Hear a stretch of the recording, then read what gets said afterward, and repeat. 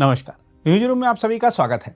महाराष्ट्र की राजनीति में अमरनाथ नगर परिषद से जो तस्वीर उभरी है, उसने सत्तासीन गठबंधनों की नैतिकता और वैचारिक शुचिता पर गंभीर सवाल खड़े कर दिए हैं। हम आपको बता दें कि अमरनाथ नगर परिषद चुनाव के बाद भारतीय जनता पार्टी और कांग्रेस ने मिलकर अमरनाथ विकास अघाड़ी का गठन किया और शिवसेना शिंदे गुट को सत्ता से बाहर कर दिया। हम आपको बता दें कि चुनाव परिणामों में शिवसेना शिंदे गुट सबसे बड़े दल के रूप में उभरा था और उसके पार्षदों की संख्या किसी भी अन्य दल से अधिक थी। इसके बावजूद बीजेपी और कांग्रेस ने राष्ट्रवादी कांग्रेस पार्टी के कुछ पार्षदों के समर्थन से बहुमत का आंकड़ा पार कर लिया।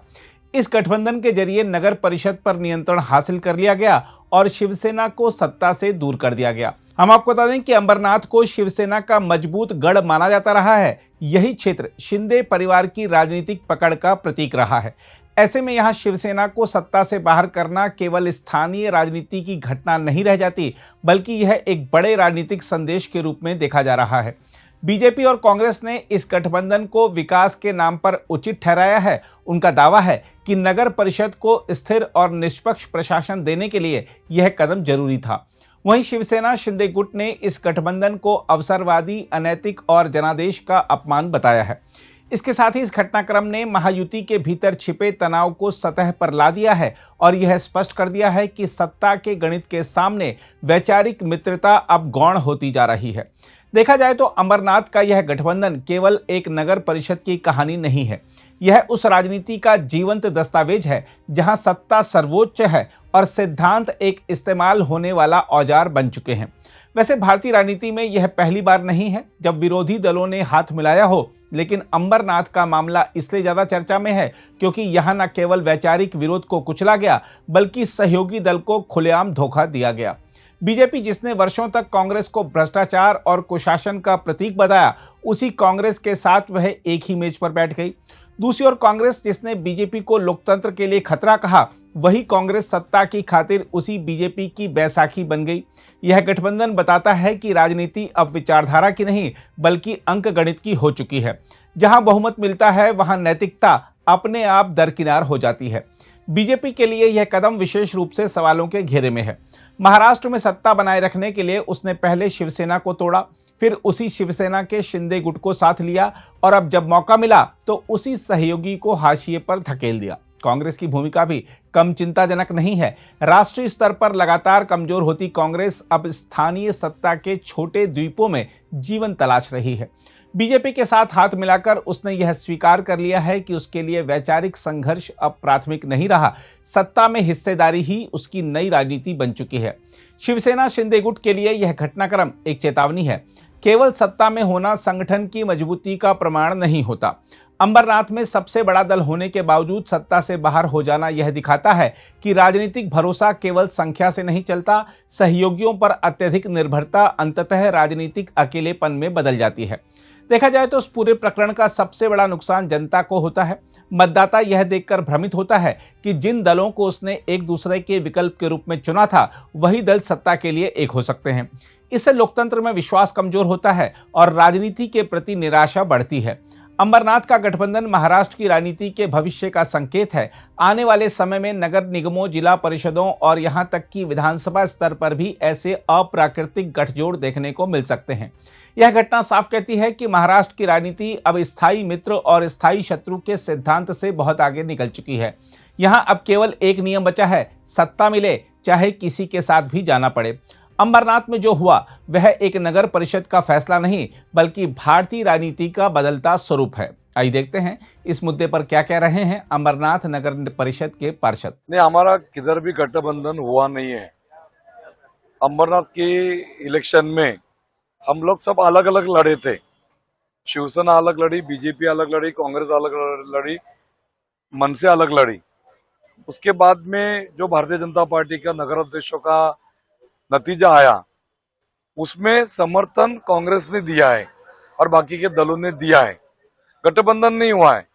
भारतीय जनता पार्टी की नगर अध्यक्ष चार्टर्ड अकाउंटेंट है, युवा महिला नगर अध्यक्ष करके इस बार चुन के आई है। उनके समर्थन में कांग्रेस और बाकी के दल सब आए। ये हुआ है, गठबंधन नहीं हुआ है। 100% हम लोग राहुल गांधी जी के खिलाफ है, कांग्रेस की विचारधारा के भी खिलाफ है, उनके स्ट्रैटेजी के खिलाफ है। पर अमरनाथ के डेवलपमेंट के लिए, अमरनाथ में विकास होने के लिए भारतीय जनता पार्टी नगर अध्यक्ष जो चुन के आई है, उनके समर्थन में उनको समर्थन दिया है। गठबंधन नहीं हुआ, कांग्रेस बीजेपी गठबंधन हुआ नहीं है। कांग्रेस ने और बाकी दलों ने सबने मिलके अमरनाथ के विकास के लिए, अमरनाथ के डेवलपमेंट के लिए ये यहाँ पर उन्होंने समर्थन दिया है।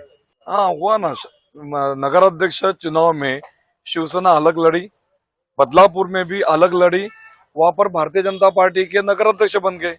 वहां से शिवसेना का नहीं आया, मनसे का नहीं आया, कांग्रेस का नहीं आया। आपकी युति है मगर वहां राज्य में युति है, बदलापुर में युति नहीं थी, अमरनाथ में युति नहीं थी।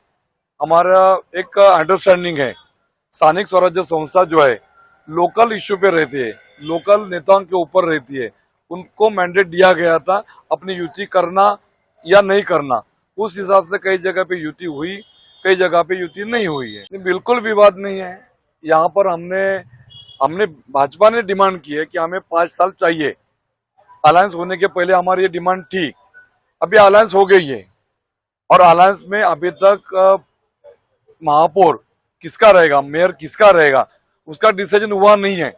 इलेक्शन के बाद में ये डिसीजन होगा किस पक्ष का कितने साल के लिए मेयर होगा। हमारी डिमांड तो आज भी है, 5 साल हमने मांगी थी, कम से कम 2.5 साल तो मिलने चाहिए, पहले मिलने चाहिए, ये भी हमारी डिमांड है।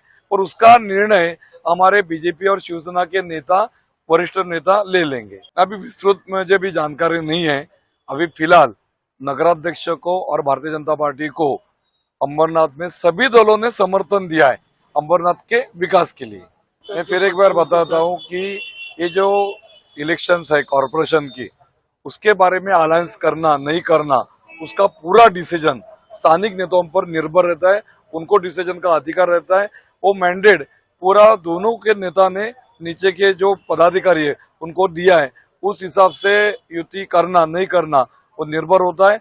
और उसके हिसाब से अमरनाथ में इलेक्शन अलायंस नहीं हुई थी, बदलापुर में नहीं थी और अभी उल्लासनगर में भी नहीं है, कल्याण डोंबिवली में, थाना में अभी हमारे यहाँ के नेताओं ने फिक्स किया है यहाँ पर अलायंस में लड़ना है, तो यहाँ पर अलायंस हो गई है। जो अमरनाथ नगर परिषद में है, पूरा मैंडेट लोगों ने, मतदारों ने भाजपा को दिया है। जो सीए दीदी है हमारी तेजस्वी करंजुले पाटिल, ये पढ़ी लिखी है, पहली बार कोई पढ़ा लिखा इंसान इस पद के लिए खड़ा है, तो लोगों ने उनको चुन के लाया है।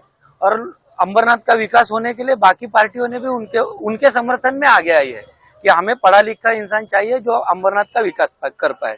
युति वगैरह का तो हमको कुछ ये नहीं। देखो मैं अभी नगर सेवक हुआ हूँ, ये सब वरिष्ठ लोग सब देखते हैं और वो बड़े जो नेता है हमारे, पवार साहब है, चौहान साहब है, करंजुले पाटिल साहब है, वो सब बैठ के ये करेंगे। और जो भी पाटिंबा जो दिया है, जो समर्थन जो दिया है, उन्होंने कोई शर्त नहीं रखी है कि हमको ये चाहिए वो चाहिए।